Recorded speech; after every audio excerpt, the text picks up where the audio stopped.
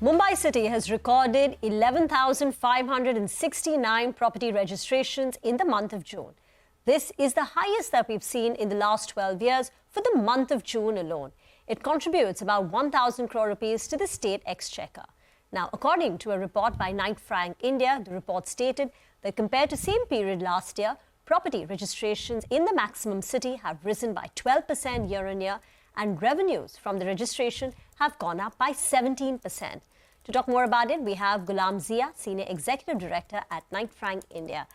Gulam, morning. Reema here. Another phenomenal number, 11,500 crore. It's not at the peak because we've seen registrations crossing even 12,000 in the prior month and even earlier this year, but it's still a very, very big jump, 12% on a year-on-year basis. Give us some, granular detail in terms of the suburbs, in terms of where is it that we are seeing increased, interest, and how is the price movement for all these registrations?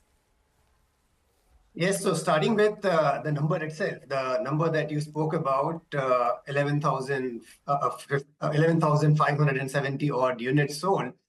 If you compare YOY, last June, as you said, last 12 Junes, we've been seeing this is the best performance in a June.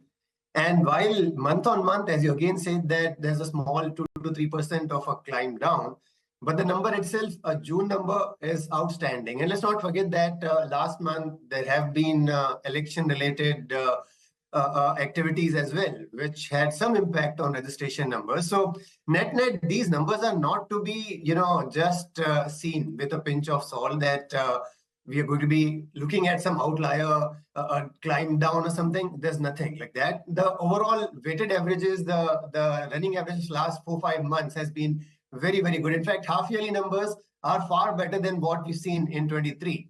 So now coming to the specifics of which area as well, the uppermost end, which is the South Mumbai, is still about 7 to 8% of these number of transactions, which still itself is too big. But the western suburbs and central suburbs together constitute almost about 75%, where central suburbs is really taking almost about 38 to 40% of the share.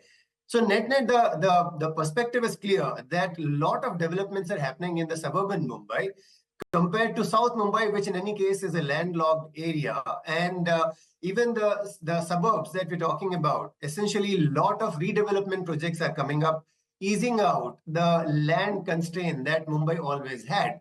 So net, what we are looking at is good number of projects coming along, which is giving rise to the sales shooting up. And as you've been looking at last 3 years, the sales have been consecutively going up. Sorry, back to you.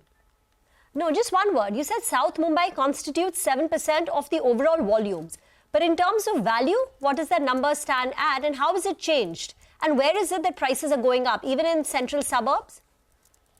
The price rise actually is all over the city. It's pretty equal. About 7 to 10% of price rise is what we are looking at. South Mumbai, and again, it depends on the project and the developer. A listed developer, a good developer of repute, would be able to get even 10 to 15% increase in price rise annually as well. However, on an average, we would still be cautious about 7 to 8% is what is the weighted average price rise that we would look at all across.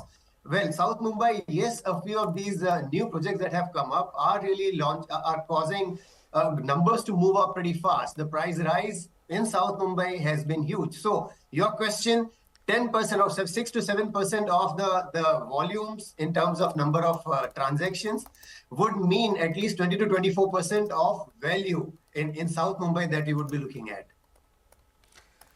Gulam, good morning. Thank you for joining in. For most of the salaried individuals like us, the only question that comes to our mind is what kind of pricing trends are you witnessing right now? With considering the number of registrations that we have been witnessing in the city so far, it does not seem like a price correction is in the offing anytime soon. But do you see a trend anytime, say in the next 6-8 months, that demand or supply will finally outstretch demand and then you might see a resultant price correction in the city or pan-India as well? Well, to start with Mumbai, the demand supply situation is not going to change so soon.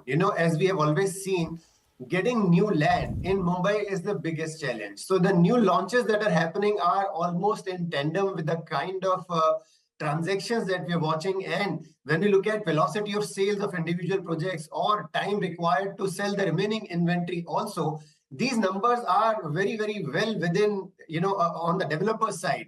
Even now we are not looking at more than 8 to 9 quarters, which means not more than 2.5 to 3 years to sell whatever inventory is in the market today.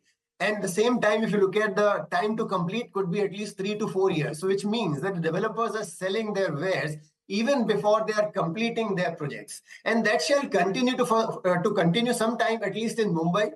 The rest of the country, the trend would vary from place to place. In a few places, like I want to believe in Bengaluru, we are actually reaching that stage where new supplies are slightly higher than the sales. And so is the case in Hyderabad. But even in Delhi NCR, we have to bifurcate. The Gurgaon market is going to be behaving differently than the UP side market. UP side market is again reaching that stage where number of new launches would be slightly outstripping the number of sales. But in Gurgaon, you are still again, while numbers in last couple of months have been slightly slower in terms of transactions. But if you look at the rolling averages about last 6 to 8 months, you would once again see, even in Gurgaon, there is no way that in next couple of quarters we shall see the trends changing. So net, empathizing with your perspective that price rise would continue, may not see any change. The change of the turn of the situation may not happen for next 2 to 3 quarters. Do you have company-wise detail, developer-wise details? Because there are quite a few, prominent players in Mumbai. You've got Lodha, Rustomjee, Prestige now, Godrej Properties. Any details on the developer-wise details and how they've performed in June and in the first half of the year? Well, just talking about the listed players or the reputed players, a point which I tried to raise a little while back. These were the products coming from listed players and reputed players are going off very fast. And that's something which continued even in last 2 quarters. All the listed players have seen people queuing up for their properties to be sold. And that continues, especially in Mumbai. The demand for such properties is much higher because while listed players have very few projects in western side, and especially Mumbai, the demand for such projects has been very high. All over the country as well, the demand for the listed players and the reputed developers projects is very, very high. So no dearth of demand in that area. Gulam, your last answer was not something that any aspiring home buyer would want to listen to. But I was looking through the the area-wise breakup of your apartment sales, and you're seeing this trend that this up to 500 square feet, the percentage there has gone down from 41% to 36%, and the higher square foot areas, the higher carpet area, the percentage is increasing on that side. So isn't this trend being ongoing right from COVID times, that the apartment size, people wanting to buy larger apartments, is a trend that has been ongoing and is likely to continue going forward, and that share of the up to 500 square feet would fall even further? Well, here we need to really look at the backdrop for this entire thing. First of all, it remains a fact that low end of the market is not selling as good. But the reason behind that is not enough of inventory is coming at the lower end of the market. And that's exactly so. The only reason is that, while on the other side, affordabilities, etc., were a question. But then, we are expecting the first 100 days target for the new government, that they will give huge incentives for the home loan buyers of affordable housing. About 70 to 75,000 crore has been set aside to give them some incentive, at least about 150 to 200 bips on their home loan waiver, something which is expected to hit us soon, which will turn the situation for the lower end of the market. But net, the biggest problem for affordable housing is that not many developers are keen to cater to that market. The reason is simple. You have huge sales velocities happening in the upper end of the market. Your margins are much better. So developers don't have much of an incentive to cater to the lower end of the market. And that is what is troubling the lowest end. So the observation that you have, especially in Mumbai, by the way, let me tell you, while we want to look at Mumbai as one of the most unaffordable markets, but the share of affordable housing sales in Mumbai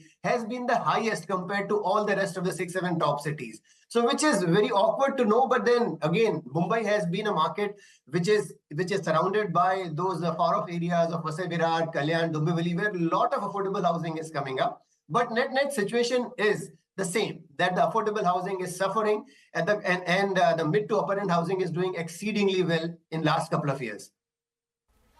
Okay, thank you, Gulam, for joining in with that quick update. We need to slip into a very short break. We'll come back and discuss market technicals. Jay Thakkar of ICICI Securities joins in with his top trading bet. Stay tuned.